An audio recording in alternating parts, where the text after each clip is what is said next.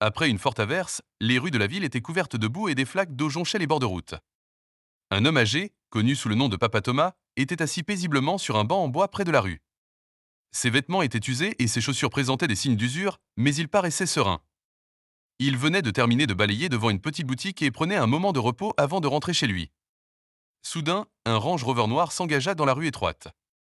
Le véhicule ne ralentit pas et traversa directement une grande flaque d'eau. Une énorme éclaboussure d'eau sale jaillit et trempa Papa Thomas de la tête aux pieds. Le vieil homme prit une grande inspiration et tenta de s'essuyer le visage avec la main, mais le mal était déjà fait. Sa chemise, son pantalon et même ses pantoufles usées étaient maintenant saturés d'eau brune et boueuse. Les passants s'arrêtèrent, les yeux fixés sur lui, incrédules. Une femme interpella le véhicule avec colère, lui demandant ce qu'ils avaient fait. La voiture ne s'arrêta pas. Elle avança lentement avant de finalement s'immobiliser un peu plus loin. La vitre teintée s'abaissa. Une voix féminine hautaine s'éleva du véhicule, lui disant de ne pas s'asseoir si près de la route et que ce n'était pas son village. La vitre se remonta et la voiture s'éloigna rapidement. La foule resta un instant silencieuse. Un homme, bouche bée, demanda si elle avait vraiment dit cela. Une autre femme s'exclama qu'elle était méchante et demanda pourquoi elle ne pouvait pas s'excuser. Une autre ajouta que c'était excessif, car Papa Thomas était toujours paisible et gentil, et se demanda pourquoi il devait être traité ainsi. Cependant, le vieil homme leva une main et parla doucement, disant qu'il était acceptable de la laisser tranquille et de laisser Dieu juger. Pendant ce temps, la femme au Range Rover noir, nommée Vanessa, atteignit un centre commercial haut de gamme. En entrant dans l'immeuble, son téléphone vibra. Elle prit une photo d'elle et la partagea en ligne avec un message affirmant que seuls les forts écrasent les faibles et se qualifiant de reine des reines. Quelques instants plus tard, des commentaires apparurent, la qualifiant de reine des reines et lui demandant de leur enseigner. Elle sourit de satisfaction. Pour elle, ces actes ne signifiaient rien. Elle croyait que les pauvres n'avaient aucune valeur, n'avaient pas voix au chapitre et n'avaient aucune raison de lui barrer la route. Elle avait construit sa vie avec arrogance, piétinant quiconque se considérait comme inférieur à elle. Papa Thomas rentra chez lui ce soir-là, fatigué mais calme. Il ouvrit la porte et entra dans le spacieux salon de leur magnifique demeure. Bien qu'il s'habillait modestement et fréquentait fréquemment les quartiers pauvres, son fils Bernard était un homme riche. Leur maison était toute équipée, meubles élégants, tapis moelleux et œuvres d'art de valeur accrochées au mur, mais rien de tout cela n'avait beaucoup d'importance pour le vieil homme. Bernard était assis sur le canapé, lisant quelque chose sur sa tablette, lorsqu'il vit son père entrer.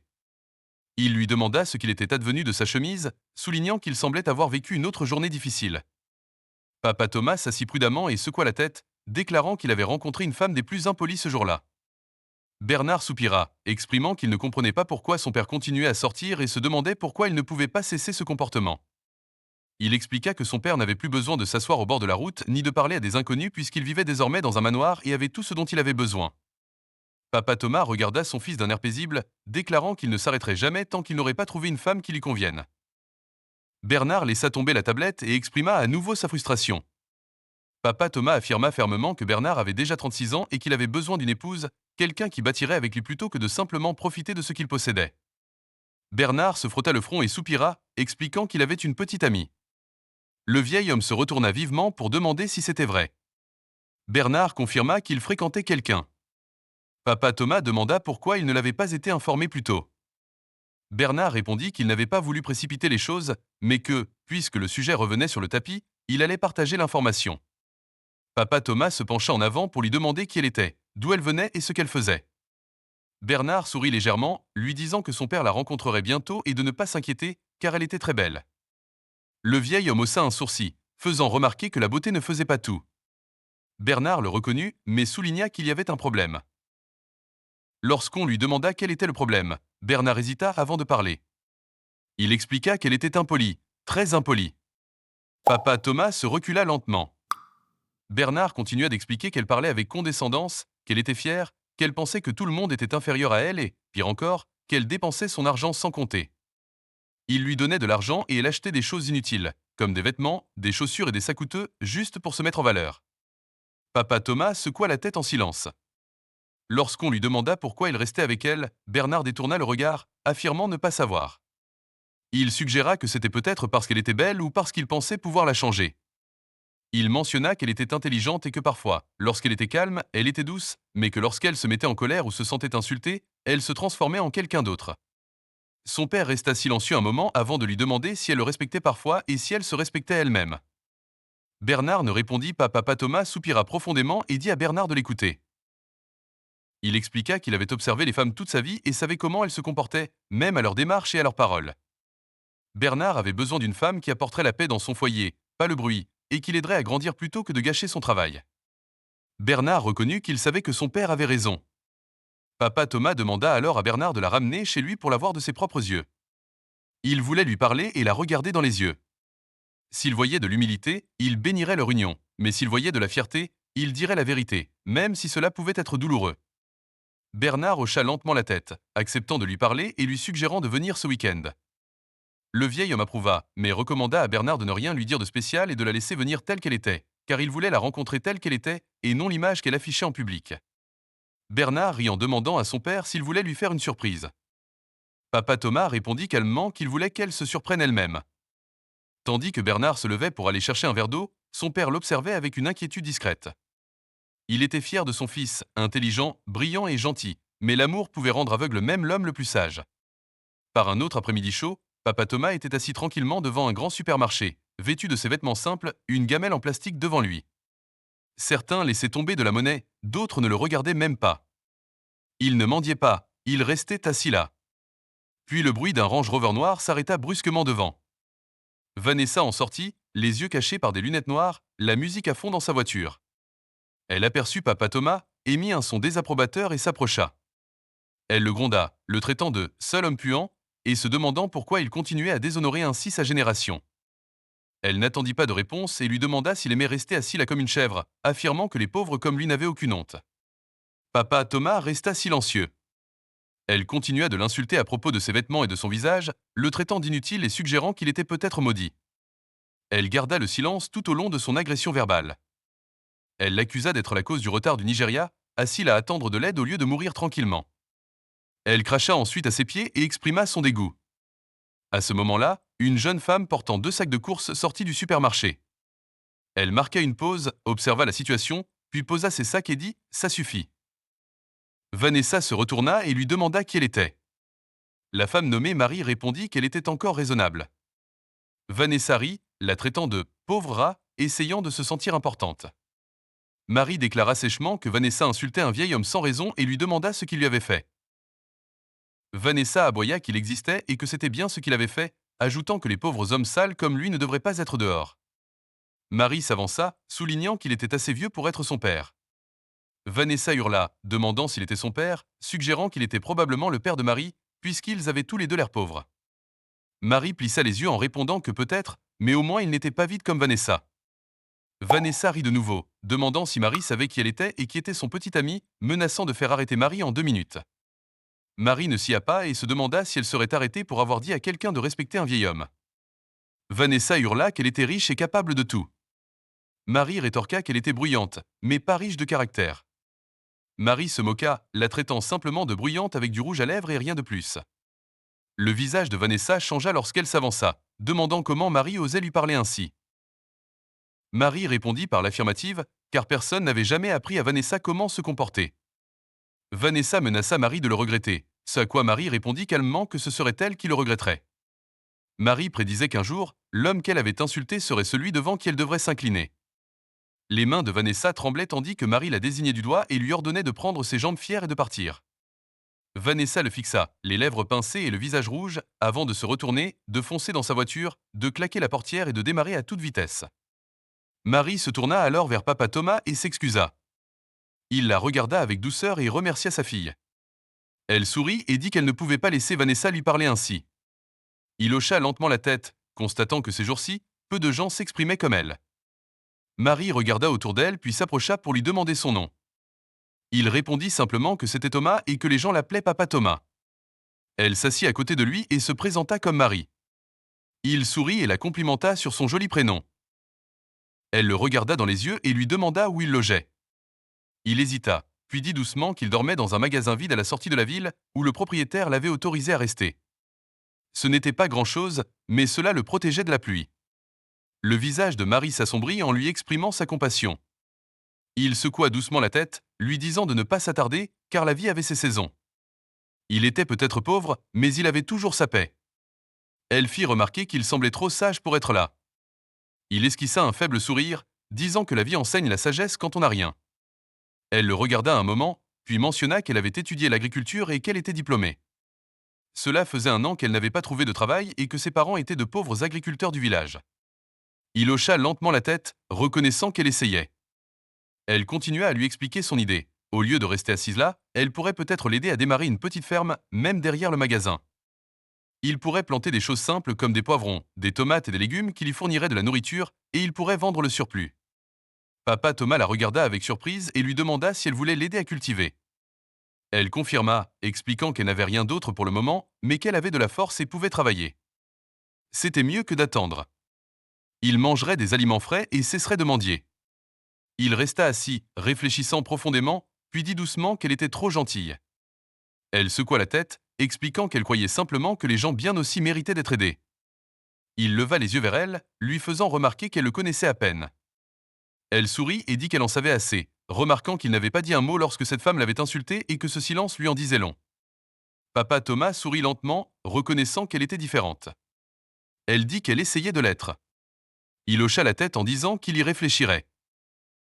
Elle lui dit d'un ton enjoué de réfléchir vite, car il pourrait commencer avec un petit panier de gombo, et même cela pourrait changer quelque chose.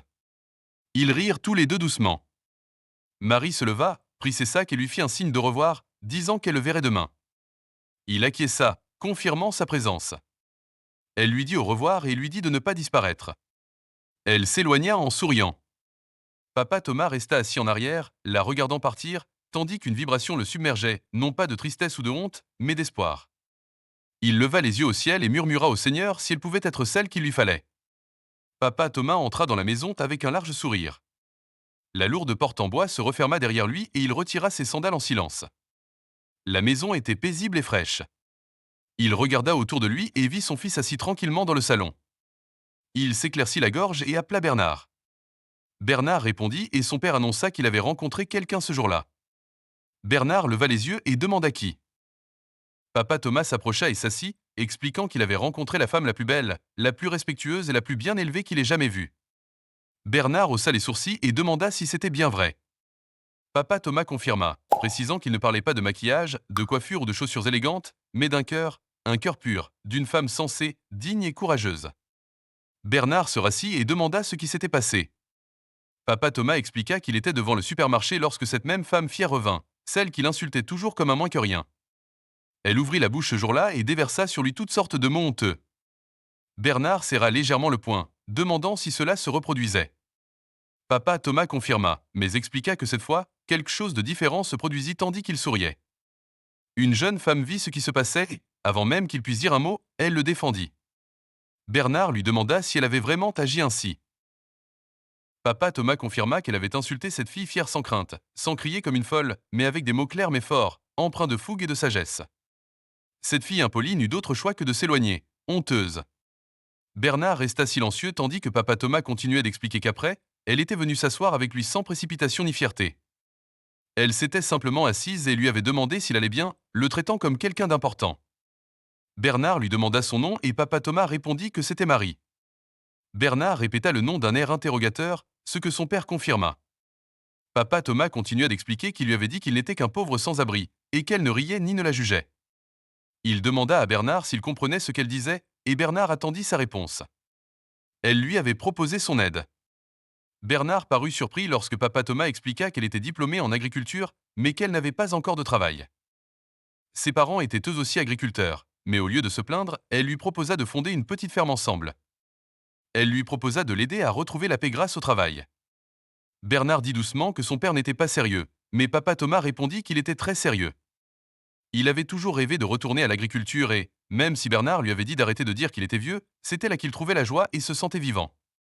Bernard soupira, rappelant à son père qu'ils en avaient discuté et qu'il n'avait plus besoin de cultiver, mais qu'il devait se reposer et profiter de ses vieux jours. Papa Thomas répondit que le repos sans but était juste en attente de la mort et que l'agriculture n'était pas seulement pour lui une question de nourriture, mais de paix, de patience et de force. Son corps était peut-être vieux, mais son esprit était encore fort. Bernard baissa les yeux sans parler tandis que Papa Thomas se penchait en avant, expliquant que cette petite Marie lui rappelait l'homme qu'il était autrefois. Ce jour-là, elle lui avait apporté de la lumière et, plus encore, elle lui avait redonné espoir. Bernard se frotta lentement le menton tandis que Papa Thomas ajoutait qu'il lui disait cela non pas par besoin de permission, mais parce qu'il avait vu quelque chose de spécial. Cette fille était une perle rare et, même sans argent, elle avait du caractère, ce que la richesse ne pouvait acheter. Bernard leva les yeux et mentionna qu'il n'avait pas voulu dire cela, mais que sa petite amie viendrait demain. Papa Thomas se pencha en arrière et lui demanda ce qu'il voulait qu'il fasse de cette information. Bernard marqua une pause, expliquant qu'elle souhaitait le rencontrer. Papa Thomas rétorqua sèchement que cela ne le regardait pas, car ce jour-là, il avait rencontré une femme qui lui avait fait oublier que l'impolitesse existait encore, une fille qui le respectait sans savoir qui il était. La petite amie de Bernard viendrait peut-être demain, mais ce jour-là, il avait déjà rencontré le genre de femme dont le monde avait besoin.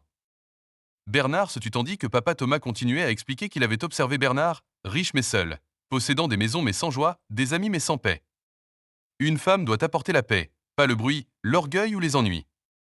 Bernard dit comprendre, mais papa Thomas répondit calmement que non. Bernard prétendait avoir une petite amie, mais papa Thomas ne la connaissait pas, ne savait pas d'où elle venait, en quoi elle croyait ni comment elle traitait les gens. Bernard lui dit qu'elle était belle, ce qui était bien, mais papa Thomas se demandait si la beauté pouvait nourrir le cœur. Bernard détourna le regard tandis que le vieil homme continuait à raconter une histoire. Quand papa Thomas était jeune, il avait voulu épouser la plus belle fille de son village, malgré les avertissements de sa mère. Cette fille avait le visage d'un ange mais la langue d'un lion et avait failli détruire son âme. Lorsqu'on lui demanda ce qui s'était passé, papa Thomas expliqua qu'elle avait quitté, ce qui était la meilleure chose qui lui soit arrivée, car c'est à ce moment-là qu'il avait rencontré la mère de Bernard. Elle n'était pas la plus belle, mais son cœur était pur, ses mains étaient travailleuses et son amour avait bâti leur famille. Bernard déglutit difficilement lorsque papa Thomas expliqua qu'il ne faisait pas encore de déclaration définitive au sujet de Marie. Il disait simplement de ne pas lui faire de bruit de main et de s'attendre à ce qu'il sourit, car il avait déjà connu la paix ce jour-là. Bernard le reconnut et papa Thomas lui dit de laisser sa petite amie venir lui montrer qui elle était vraiment, mais qu'il ne ferait pas semblant. S'il voyait de la fierté, il le lui dirait en face. Bernard se leva silencieusement et hocha la tête, exprimant son respect pour cette position. Papa Thomas sourit et dit au revoir, soulignant qu'il avait fait sa part et qu'il verrait demain. Le lendemain matin arriva tranquillement. Papa Thomas avait déjà pris son bain et était assis dans le salon. Il portait des vêtements propres et simples, et son visage était calme, mais son cœur ne l'était pas. Il pensait à Marie et entendait sans cesse sa voix dans sa tête lui proposant de l'aider. Il sourit intérieurement avant d'entendre des pas. Bernard entra et se plaça à côté de lui, annonçant qu'elle arrivait. Papa Thomas regarda droit devant lui et lui dit de la laisser venir. Quelques minutes plus tard, le bruit d'une voiture entrant dans la propriété emplit l'air, mais papa Thomas ne bougea pas. La porte s'ouvrit lentement tandis que des talons ont claqué sur le sol. Puis Vanessa entra, fière, les sacs à main se balançant à ses côtés. Impressionnée, elle promena son regard dans la maison, constatant que l'endroit était agréable, certes moins moderne que le sien, mais tout de même acceptable. Puis son regard se posa sur le vieil homme assis tranquillement sur le canapé et elle se figea, son sourire s'évanouissant. Papa Thomas leva les yeux vers elle mais ne dit rien. Bernard se tenait entre eux, confus, tandis que son père annonçait qu'il savait qui elle était. Vanessa déglutit difficilement et demanda si c'était lui. Il répondit calmement que oui et qu'ils s'étaient déjà rencontrés 2 fois.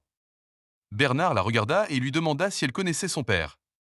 Les lèvres de Vanessa tremblèrent lorsqu'elle dit qu'elle ignorait qu'il était le père de Bernard.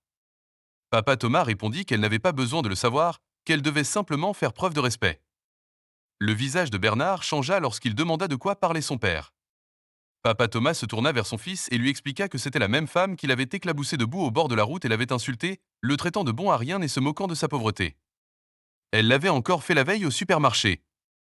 Bernard se tourna lentement vers Vanessa, muette, et lui demanda si c'était vrai. Elle répondit rapidement qu'elle ignorait qu'il était le père de Bernard. Bernard répondit qu'elle n'avait pas besoin de le savoir et se demanda comment elle pouvait insulter un vieil homme 2 fois en public. Elle cria qu'elle le prenait pour un mendiant, à quoi Bernard rétorqua sèchement qu'il était un être humain et que même s'il était un mendiant, ce n'était pas une façon de traiter les gens. Elle murmura presque qu'elle ne le pensait pas comme ça. Papa Thomas se leva lentement, affirmant qu'elle ne le pensait pas, mais qu'elle le disait. Elle le couvrit de honte, car il avait l'air pauvre et parlait comme si le monde lui appartenait, mais maintenant, le même vieil homme était le père de l'homme qu'elle aimait. Vanessa ouvrit la bouche, mais aucun mot ne sortit. Papa Thomas lui demanda si elle se serait mieux comportée si elle avait su, et elle répondit doucement qu'elle l'aurait fait. Il répondit qu'elle n'était pas vraiment gentille, car la vraie gentillesse ne dépendait pas de qui la regardait.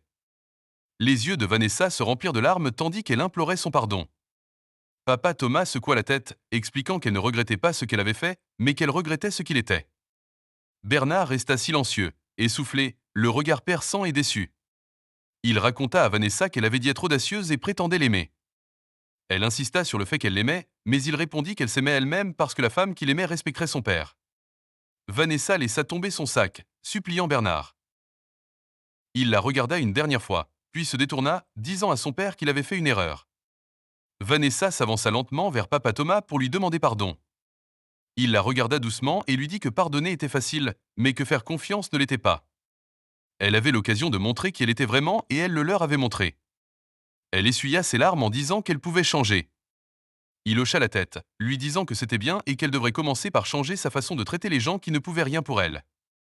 Elle prit son sac et partit tandis que le silence regagnait la pièce. Papa Thomas s'assit et Bernard s'assit à côté de lui. Bernard appela son père et, lorsqu'il répondit, Bernard prononça le nom de Marie. Papa Thomas confirma et lui demanda où elle était. Papa Thomas sourit doucement en expliquant qu'elle viendrait le voir au supermarché le lendemain. Le lendemain matin, Bernard quitta la maison en silence, ayant besoin d'air frais et de temps pour réfléchir. Ce qui était arrivé à Vanessa se déroulait encore dans son esprit comme un film, et il n'arrivait pas à croire que la femme qu'il avait aimée avait insulté son père non pas une, mais 2 fois. Son cœur était lourd tandis qu'il partait seul, sans chauffeur ni assistant, seul avec ses pensées. Il ne savait même pas où il allait, il avait juste envie de respirer. Au bout d'un moment, il gara sa voiture au bord d'un endroit calme, près d'un petit terrain derrière des commerces. Il sortit, marcha un peu et s'assit sur un banc sous un manguier. Le soleil se levait encore et la brise était douce. Pour la première fois depuis des jours, il se sentit apaisé. Assis, il aperçut quelqu'un devant lui, une jeune femme debout au bord d'un étroit lopin de terre qui inspectait le sol. Elle tenait un sac de graines dans une main et une petite ou dans l'autre. Elle était vêtue simplement, les cheveux attachés en arrière, sans maquillage, sans vêtements voyants, mais il y avait quelque chose de chaleureux en elle. Elle se pencha, tâta la terre du bout des doigts, puis se releva. Bernard l'observa en silence. Au bout de quelques minutes, elle regarda autour d'elle et le remarqua, souriant et lui disant bonjour. Bernard lui répondit bonjour à son tour. Elle s'approcha et lui demanda s'il était du coin. Il répondit qu'il passait juste par là. Elle hocha la tête, disant qu'elle aussi avait besoin d'une pause, mais pas vraiment, car elle prévoyait d'y ouvrir une petite ferme. Bernard regarda le terrain et s'enquit de la ferme. Elle rit, confirmant la chose et demandant pourquoi. Il fit remarquer que la plupart des jeunes femmes qu'il connaissait ne toucheraient pas à une ou, et encore moins à une ferme. Elle sourit en disant qu'elle n'était pas comme la plupart des femmes et qu'elle avait étudié l'agriculture. Elle n'avait pas encore de travail, mais avait des mains et un dos solide. Bernard fut impressionné, constatant que c'était rare. Elle laissa tomber son sac et lui tendit la main en se présentant comme Marie. Il la serra et dit qu'il s'appelait Bernard.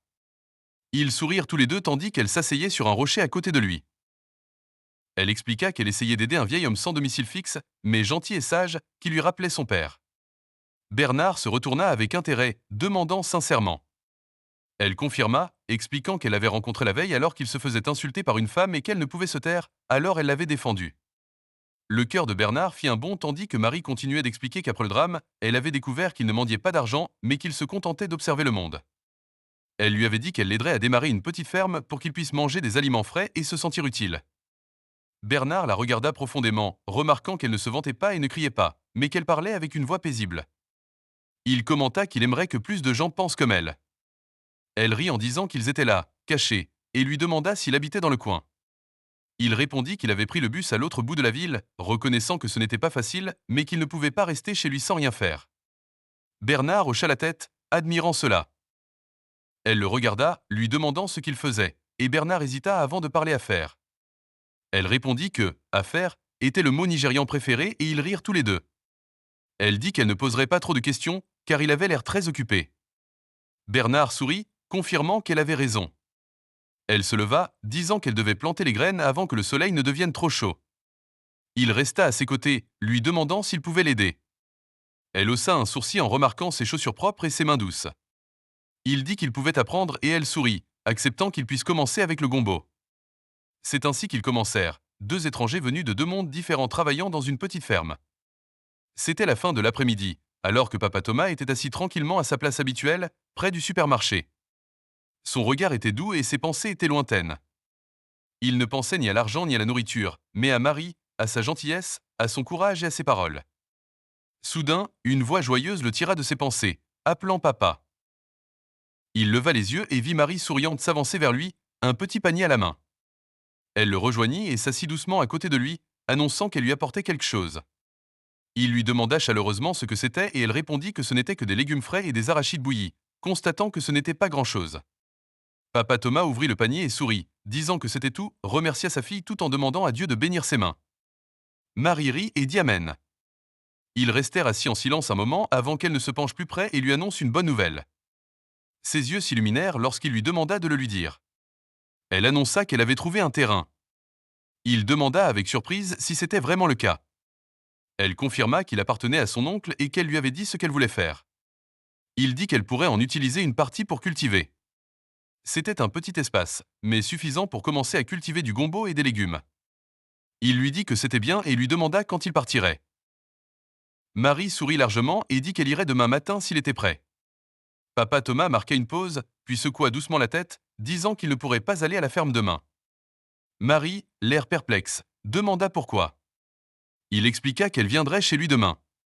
Elle cligna des yeux, s'enquérant de sa maison, mais remarquant qu'il avait dit avoir dormi dans un magasin. Il sourit et lui dit de venir, car il lui expliquerait tout. Elle haussa un sourcil, demandant s'il cachait quelque chose. Il plaisanta en disant qu'il cachait la paix et qu'elle comprendrait demain. Elle rit en demandant quand ils iraient à la ferme. Il suggéra qu'ils y aillent le week-end et elle acquiesça d'un signe de tête, remarquant qu'il était plein de surprises. Il fouilla dans sa poche et lui tendit un petit papier avec son adresse, lui recommandant de ne pas être en retard. Marie prit le papier, le regarda et secoua la tête, disant qu'elle était vraiment curieuse maintenant. Elle marqua une pause, puis ajouta timidement qu'elle avait aussi rencontré quelqu'un ce jour-là. Papa Thomas se pencha en avant pour demander qui. Elle baissa les yeux et sourit, disant juste quelqu'un, un homme très beau et gentil, très humble, et qu'elle appréciait bien qu'ils ne soient que des amis pour l'instant. Les yeux du vieil homme s'écarquillèrent lorsqu'il dit qu'il voulait le voir puisqu'il était son deuxième père maintenant et qu'il devait le voir de ses propres yeux. Elle secoua la tête d'un air enjoué, lui disant de se calmer. Il sourit et demanda s'ils allaient se voir demain. Elle hésita, puis confirma qu'ils se reverraient demain. En s'éloignant, Papa Thomas se murmura que demain commence la vérité. Plus tard dans la soirée, Papa Thomas retourna à la maison où la grande demeure était silencieuse. Il entra dans le salon et vit Bernard assis. Bernard appela son père pour lui dire qu'il pouvait lui dire quelque chose. Papa Thomas répondit oui et Bernard annonça qu'il avait rencontré quelqu'un ce jour-là. Papa Thomas s'assit, déjà souriant intérieurement, demandant s'il l'avait fait. Bernard confirma avoir rencontré une femme pas comme les autres, belle mais simple, intelligente mais calme et travailleuse. Elle cultivait sous le soleil. Papa Thomas se pencha pour lui demander son nom. Bernard répondit Marie. Le vieil homme ferma brièvement les yeux et sourit. Bernard ajouta qu'elle était la première femme qui lui avait donné envie de s'asseoir et d'écouter sans se presser. Papa Thomas parla lentement, disant qu'il aimerait la rencontrer. Bernard répondit qu'il le ferait très bientôt. Le vieil homme se renversa en arrière et sourit de nouveau, murmurant intérieurement que demain, Bernard la rencontrerait de la manière la plus inattendue. Le lendemain matin, Marie se tenait devant un grand portail noir, tenant son simple sac à main et l'adresse que Papa Thomas lui avait donnée. Elle leva les yeux, vérifia le numéro, puis regarda à nouveau, murmurant que l'endroit était trop beau et se demandant si c'était vraiment là que Papa Thomas habitait. Un agent de sécurité sortit par le petit portail à côté du portail principal et lui demanda s'il pouvait l'aider. Marie acquiesça, précisant qu'elle était venue voir Papa Thomas et qu'il lui avait donné l'adresse la veille. L'homme l'examina puis lui dit d'attendre avant de rentrer. Marie serra son sac plus fort, le cœur battant, sentant que quelque chose clochait. Elle s'attendait à voir une petite maison, ou peut-être un ami de la famille de Papa Thomas, mais cette maison n'avait rien de tout cela. Elle avait de beaux murs blancs, de grandes fleurs devant et une allée lisse. L'air sentait même autre chose. Avant qu'elle ne puisse y réfléchir, le portail s'ouvrit et l'agent de sécurité lui dit d'entrer. Marie entra lentement, ses sandales tapotant doucement le carrelage lisse à l'extérieur. Elle s'arrêta près de la large entrée, émerveillée par la beauté qui l'entourait. La maison semblait tout droit sortie d'un magazine, avec ses murs propres, ses fenêtres en verre, ses pots de fleurs et un silence paisible. Puis elle entendit des pas et quelqu'un l'appelait.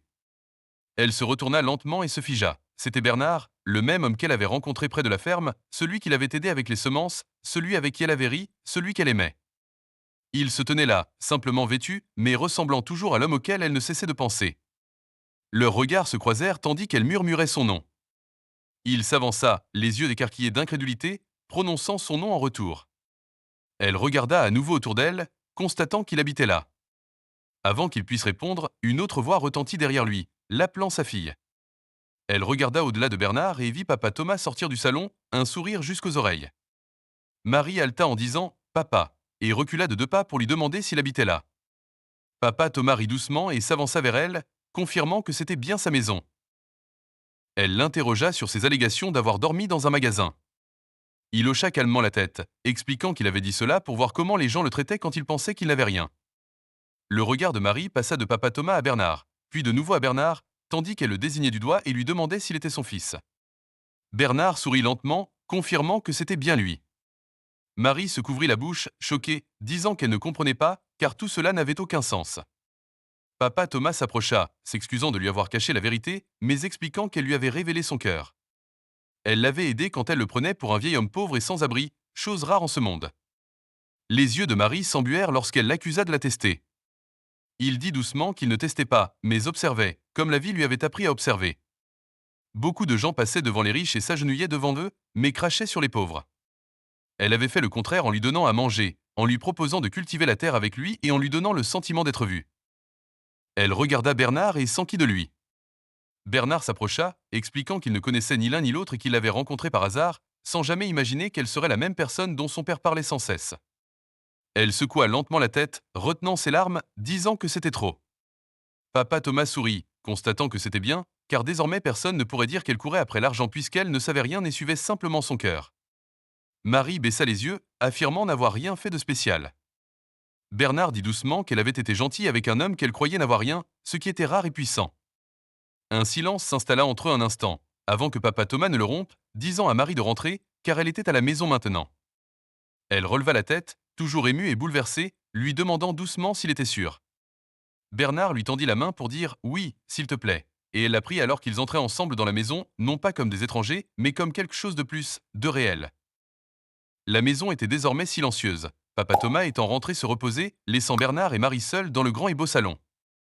Assis à côté de Marie sur le canapé, Bernard la regarda, incertain de la manière de commencer, mais il n'attendit pas trop longtemps.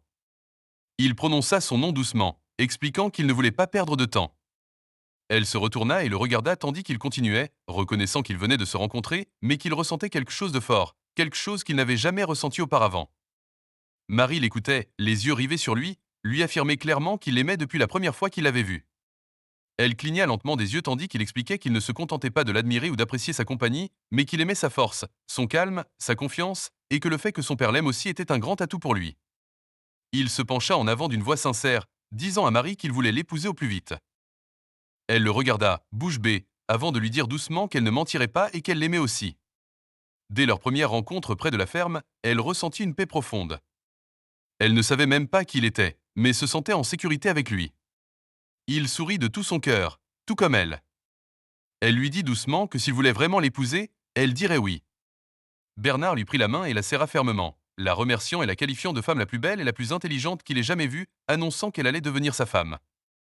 Marie rougit, mais son visage redevint sérieux lorsqu'elle mentionna qu'elle devait d'abord faire quelque chose. Il lui demanda ce que c'était et elle expliqua qu'elle devait aller au village pour le dire à ses parents qui y vivaient et devaient le savoir. Bernard marqua une pause tandis que ses paroles résonnaient dans sa tête à propos de ses parents vivant au village. Il se redressa, disant qu'il ne pouvait plus continuer.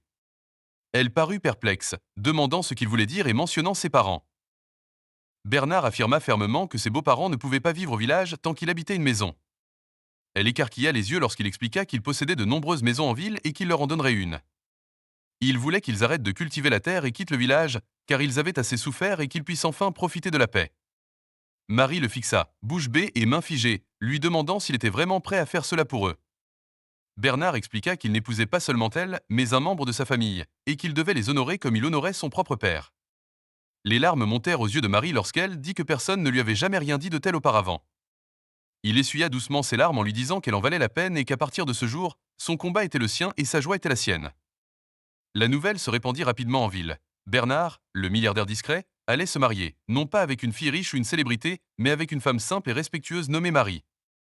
Les gens furent choqués, certains souriant et félicitant son choix, tandis que d'autres étaient jaloux, mais personne ne fut plus en colère que Vanessa. Elle apprit la nouvelle par une amie dans un spa, qui lui demanda sèchement ce qu'elle venait de dire. L'amie confirma que Bernard allait épouser cette fille et qu'elle avait même entendu dire qu'elle était du village. L'expression de Vanessa s'assombrit et devint furieuse, la mâchoire serrée, les mains tremblantes de rage. Comment ose-t-il me traiter ainsi pensa-t-elle. Elle sortit précipitamment du spa et monta dans sa voiture, furieuse. Plus tard dans la soirée, elle contacta un homme dangereux, Esco, connu pour ses activités illicites. Elle lui parla d'un ton glacial, sollicitant ses services. Lorsqu'il lui demanda ce dont elle avait besoin, elle lui expliqua son plan sinistre, cacher des substances illégales sur le lieu de travail de Bernard, puis alerter les autorités. Cela entraînerait son arrestation, son humiliation publique et son incarcération, ruinant ainsi le mariage à venir. Elle marqua une pause avant d'ajouter d'autres demandes inquiétantes concernant le risque de nuire définitivement au père âgé de Marie et Bernard. Esco resta silencieuse tout au long de la conversation, et elle raccrocha, persuadée que son plan était en marche. Cependant, Vanessa ignorait un détail crucial. Esco entretenait un lien personnel avec Bernard. Des années auparavant, Bernard avait joué un rôle crucial en aidant sa sœur aînée en lui proposant un emploi dans son entreprise, alors que d'autres l'avaient refusé. Lorsque leur mère tomba gravement malade, Bernard prit en charge tous les frais médicaux. Il avait même aidé la famille de Esco à payer son loyer lorsqu'elle risquait d'être expulsée. Ce soir-là, Esco repensa à cette ironie. L'homme que Vanessa voulait voir disparaître était celui-là même qui avait sauvé sa famille d'une situation désespérée. Il refusait de trahir une telle bonté. Esco décida de rappeler Vanessa, enregistrant cette fois leur conversation. Lorsqu'elle répondit, il lui demanda de répéter tous les détails de son plan. Elle obéit avec joie, décrivant précisément comment la drogue devait être placée et réitérant ses intentions meurtrières envers le père de Bernard et Marie avant la cérémonie de mariage. Après avoir raccroché et sauvegardé les preuves, Esco se rendit directement au bureau de Bernard le lendemain matin. Bernard était occupé par les préparatifs du mariage et les affaires lorsqu'Esco demanda une brève rencontre. Bien que Bernard ne le reconnaisse pas au début, Esco expliqua qu'il avait aidé sa famille des années auparavant et qu'il lui rendait l'appareil. Il révéla ensuite tout le complot de Vanessa en diffusant l'enregistrement de la conversation. Tandis que Bernard écoutait la voix de Vanessa détailler ses plans malveillants et exprimer son désir de nuire à Marie et à son père, son visage exprimait la stupeur et l'incrédulité. À la fin de l'enregistrement, Bernard fut bouleversé par la réalisation qu'ils avaient frôlé le désastre. Il remercia chaleureusement Esco pour son intégrité et sa loyauté. Les autorités ont été immédiatement contactées. Vanessa a été appréhendée alors qu'elle dînait dans un restaurant chic, où elle exhibait ses nouveaux achats. Elle a clamé son innocence et exigé de connaître les motifs de son arrestation. Les policiers l'ont informée des accusations, notamment de complot en vue de commettre un meurtre et de tentative de falsification de preuves. Malgré ses vives protestations, elle a été placée en garde à vue. Lors de sa comparution, Vanessa portait une tenue noire formelle et affichait une façade innocente, prétendant ignorer les accusations. Le juge écouta en silence avant de faire signe à un officier de diffuser l'enregistrement. La voix de Vanessa emplissait la salle d'audience tandis qu'elle exposait clairement ses machinations, notamment ses commentaires cruels sur Papa Thomas et ses menaces contre Marie. L'enregistrement captait son rire et son absence totale de remords. À la fin de l'audience, le silence se fit, tous la fixant avec stupeur. Vanessa perdit son sang-froid lorsqu'elle se mit à pleurer, affirmant ne pas avoir pensé ce qu'elle avait dit et imputant ses paroles à l'alcool et à des influences extérieures. Le juge rejeta fermement ses excuses, affirmant qu'aucune force extérieure ne l'avait poussée à prononcer ces mots ni à planifier de tels méfaits.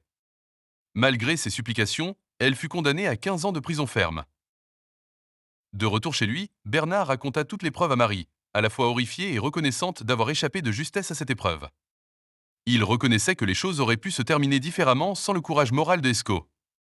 Ce week-end-là, ils rendirent visite à la famille de Marie dans sa ville natale. Bernard s'agenouilla devant ses parents, leur demanda officiellement la main de leur fille et les invita à s'installer dans la ville où il leur avait préparé un foyer, insistant sur le fait qu'ils méritaient le repos après des années de dur labeur. La mère de Marie pleura de joie tandis que son père lui donnait sa bénédiction.